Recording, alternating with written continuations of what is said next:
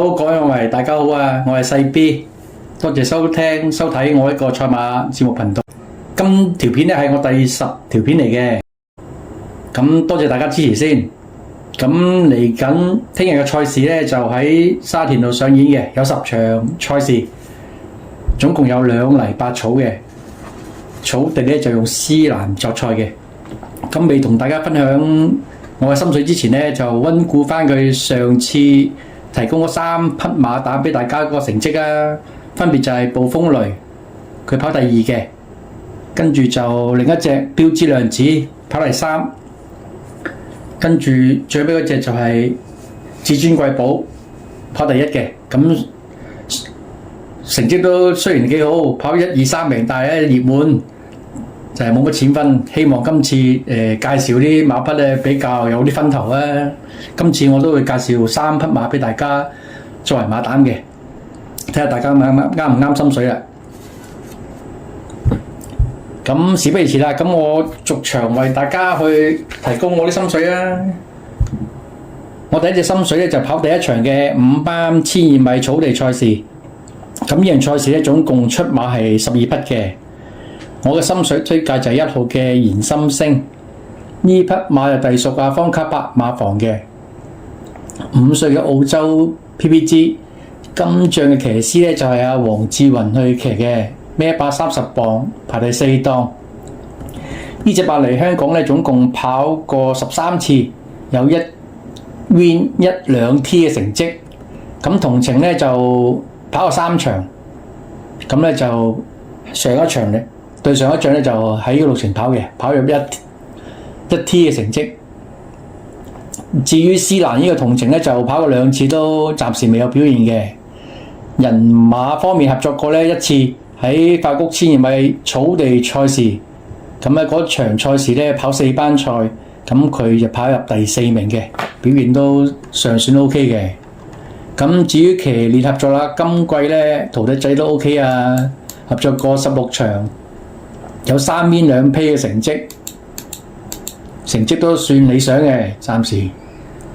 至於匹馬嘅賽前體重啦，咁今仗嘅體重咧就係1112磅啦，對起比佢上次跑到第3名嗰時咧，微微咁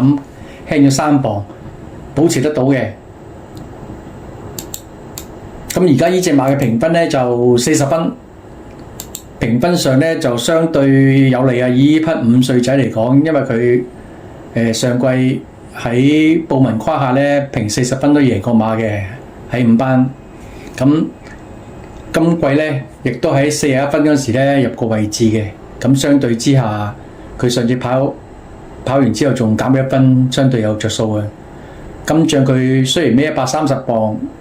但係佢喺上季134磅布文騎嗰時咧贏馬嗰時係孭到134磅嘅。所以負重磅嚟講咧，對佢嚟講咧，嗰個影響唔係好大嘅。今仗我睇好呢匹馬嘅原因咧，就係人馬曾經合作過1次啦，有溝通啦，都可以跑入接近第4名啦。其次就係呢匹馬嘅體重啦，保持喺佢跑得好嘅水平啦。因為佢曾經有3次跑入1面2 T 嘅成績咧，介乎個磅位都係1115磅至到1118磅。相對今次1112磅咧就係保持得到嘅，加埋呢匹馬咧就覺得佢而家班分有利咯，因為呢匹馬仲係後生啦，5歲喺香港雖然跑咗13場，但係佢只係落過5班跑過1次啫，就能夠咧由布文孭134磅喺谷草嘅贏咗1200米草地賽事嘅，證明呢匹馬咧咁後生咧喺5班作賽咧相對之有利嘅。同埋佢上仗咧，希威森佢跑同程4班咧，田草1200米都能夠喺快跟之下咧跑入去第3名。今仗佢再落第5班跑啦，就改配徒弟黃志雲去減5磅去跑，唔使孭頂磅，會好跑啲。所以今仗佢嗰個評分機會咧就相對比較好啊。另外喺操練方面啦。佢今仗咧就相隔咗上仗係2個星期，咁咧方家柏一般嚟講咧，佢都係以着重養草火為主嘅。呢隻馬都係喺操練方面咧，都係踱步草火為主啦。咁另外睇到呢匹馬咧，就係因為今次嘅賽事咧，星系馬咧，心星系馬，佢總共有3匹馬出賽嘅，除咗燃心星之外，仲有2匹嘅，分別喺第9場嘅信心星同埋第10場嘅人心星。但係我個人認為咧，第9、第10場嗰2個心星系咧，嗰個機會咧就金像嘅機會就係2匹都係一般般啦。所以我更加對呢匹燃心星咧，金像嘅信心咧更加大，所以我推介呢匹馬俾大家。而家我播翻呢匹馬上仗跑第3名嗰條片俾大家睇下。係一枝獨秀大熱門，係3。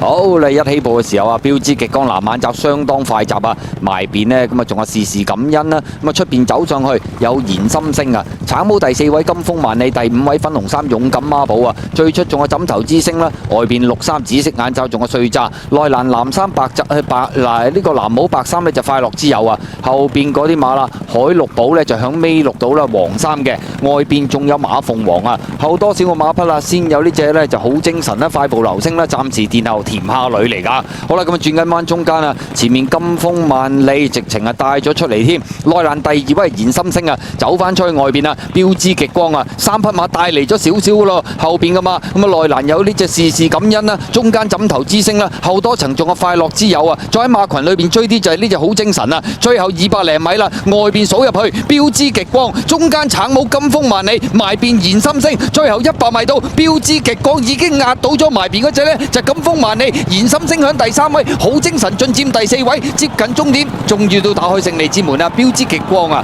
跑第2名，金風萬里。接住落嚟咧，就推介我第2匹心水馬俾大家啦，就係跑第6場4班16米草地賽事嘅。咁呢場賽事咧就出馬14匹嘅，我嘅心水推介咧就係1號馬嘅本領輝煌。咁呢匹馬咧就隸屬尤達榮馬房嘅。6歲嘅澳洲 PP 金將咧由潘頓執韁，就孭135磅排第8檔嘅。呢隻馬嚟香港咧就總共跑咗10場嘅，咁咧就暫時未贏過，有2次 Q、4次 T 嘅成績。咁至於同程啦嘅成績咧，跑過3場，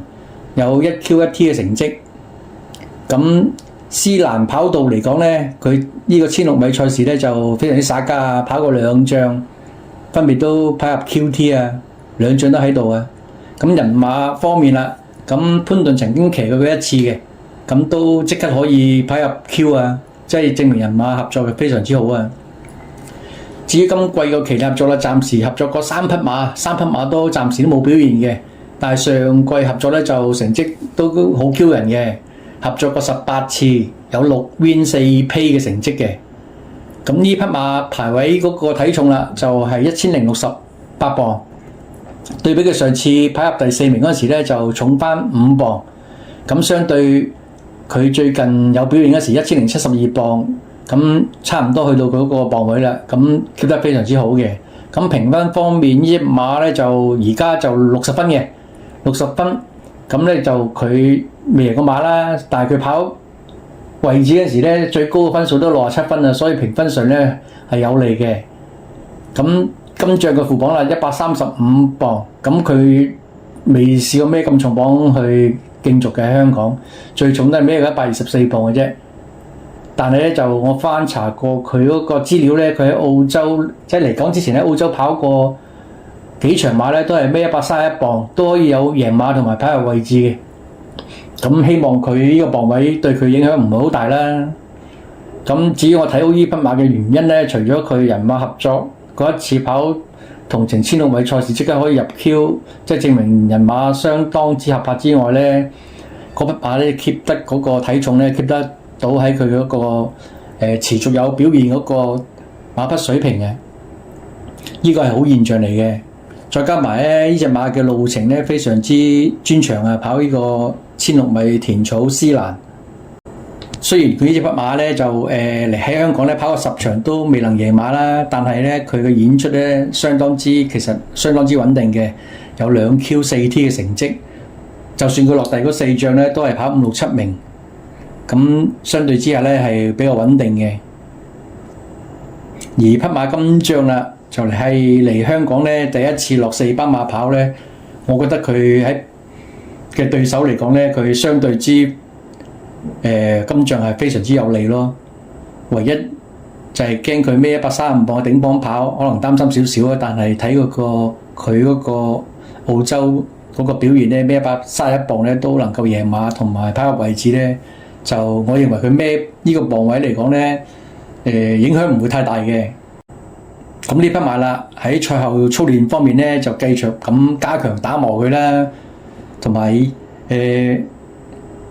尤達榮仲未開齋。希望可以憑呢馬可以開到齋啦，所以我認為金像呢匹馬咧，個鬥志係非常之好嘅，同埋咧機會都唔錯，所以推介呢匹馬俾大家嘅。咁而家我就播翻上季3、4、6場次啊，由阿潘頓跑嘅田草16米，點樣可以跑第2名啊？播翻條片俾大家睇下。時仲係14。好嚟一起步嘅時候咧，跳嗰隻咧平凡騎士響後邊喎，前面快嘅馬啦，三才鬥士啊放咗出嚟跑喎，埋邊有大學生啦，白衫咁啊，第3位有川河營區出邊包裝名區啊，最出紫色衫係紫荊歡呼啊，中間粉紅帽咧騎上去仲有隻中橫天下啦，內欄呢咁啊鑽石星空啊，中檔位置仲有快路啊，後邊嘅6匹馬本領輝煌啦，健兒快黃衫響尾5啊，後邊4隻福佑神州啦，黑衫紅帽尾3係立百川啊，後邊2匹馬分別係情王啦，暫時殿後係平凡騎士嚟㗎。咁啊轉香港體育學院灣啊，前面放嘅馬呢就係川河營區嚟嘅，響外邊呢仲有隻包裝名區啊。咁啊再見到川河稅區啊，咁啊包裝名區第2位啊，第3位內欄係大學生啦，出邊紫荊歡呼走咗上去啊。第5位呢就三才鬥士啦，響外邊係中橫天下啦，內欄大約第7啊，有鑽石星空，中間快路啊，攞出去外邊嘅話有本領輝煌，後邊5隻健兒快內欄黃衫嘅尾5啊，中間黑衫紅帽尾4到啦就立百川啊，外邊位置福佑神州，後邊2匹馬情王同埋平凡騎士嚟噶。好啦，轉彎入直路啦，前面透出嘅馬仲係川河稅區嘅，咁啊見到中間紫荊歡呼包裝名區一齊上緊嚟啊，中檔位置仲有呢就鑽石星空啊，入邊啊大學生啦，外邊追有福佑神州啦，本領輝煌啦，最出啊係立百川啊，最後200啦，外邊福佑神州鬥緊本領輝煌嘅時候，立百川外邊冚上嚟，在中檔位置仲有快路入邊鑽石星空接近終點，立百川外邊冚晒，跑第2名本領輝煌啊！好，接住落嚟我介紹埋我第3匹心水馬俾大家啦，就係跑第8場12米3班12米泥地賽事嘅。咁我呢場馬咧就出馬12匹嘅，咁我嘅推介咧就係3號馬嘅精星日上。咁呢匹馬咧就隸屬鄭俊偉馬房啦，6歲嘅澳洲 PP 嚟嘅。咁啊由金將咧由霍雲星騎，孭130磅，排第3檔。咁呢隻馬嚟香港咧，總共咧就跑過26場嘅，有2 win 9 Q 2 T 嘅成績。咁同程咧就泥地賽事仲總共跑13次嘅，咁有2 win 6 Q 2 T 嘅成績。咁泥地相信呢隻馬都係好大機會嘅唯一出路㗎啦。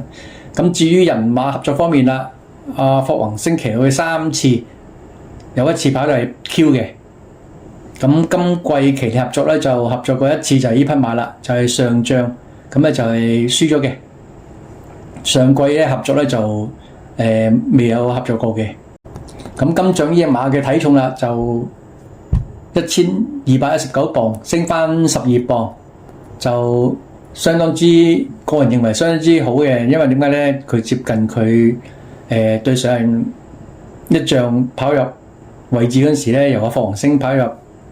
位置嗰陣時咧，1218磅嗰陣時咧就相差1磅嘅，保持得非常之好嘅。咁評分方面，金將佢就評75分嘅，咁佢喺大前季咧就評74分嗰陣時都贏過馬嘅喺呢個路程。咁咧上季同埋前季咧都贏唔到馬，不過咧佢曾經喺86分嗰陣時咧，經常都可以跑呢個田草泥地咧就跑入位置嘅。咁相對而家呢個分數咧，相對之有利啦。咁佢孭130磅咧嚟講咧，佢曾經孭135磅重磅嗰時咧都可以跑入位置嘅。咁呢個磅位嚟講，對佢嚟講，我覺得就唔成問題嘅孭呢個磅位。咁睇到呢匹馬嘅原因咧，除咗呢匹馬嗰個體重回升翻喺佢有近仗有呢個入位嘅水平之外咧，佢平均同埋個路程咧都有利嘅，因為呢匹馬咧佢跑田泥1200米啊，共有4次咧排喺3檔或以內嘅成績咧相當之好嘅，總共咧跑到3Q1T 全部上名嘅成績啊！佢今仗咧又可以抽到喺3檔度起步啊，對佢今仗有好嘅發揮咧嘅演出咧相對樂觀嘅。佢上次咧就跑到第10名啊！咁咧就我都有留意到佢個點跑嘅，佢當時排第9檔啊，係佢由阿容天鵬馬房咧轉去鄭蓋嗰陣時咧係初出嘅。咁相對之下咧，佢嗰場馬咧出閘咧都係暢順嘅，不過咧就可能嗰個段速咧快得滯，同埋咧前邊有隻包裝伯樂咧同佢鬥扯啊，所以咧令到佢跑到可能即係演出可能有少少反覆啊。但係今仗嘅機會咧，我覺得佢可以好順利咁咧放到喺貼欄嗰度跑咯，因為佢排第1檔同埋排第2檔嗰啲馬咧都比較係後上馬嚟嘅，咁佢應該好輕鬆一出閘咧就係跟喺前列位置去競跑嘅。咁賽後操練方面啦，咁呢隻馬咧非常之積極嘅，繼續咁壓迫同埋打磨佢啊，總共咧操咗4課1200米嘅快功夫。相信今仗咧匹馬嘅狀態咧，我覺得佢已經係到咗位嘅，認為佢今仗機會咧就相當之唔錯嘅，所以咧推介埋呢匹馬俾大家做馬膽啊！咁而家我就播翻佢上季765場次由阿霍雲星跑3班同程泥地1200米，睇佢點樣可以跑第2名，佢出閘仲係有少脫腳添嘅，慢一慢嘅。忘記佢。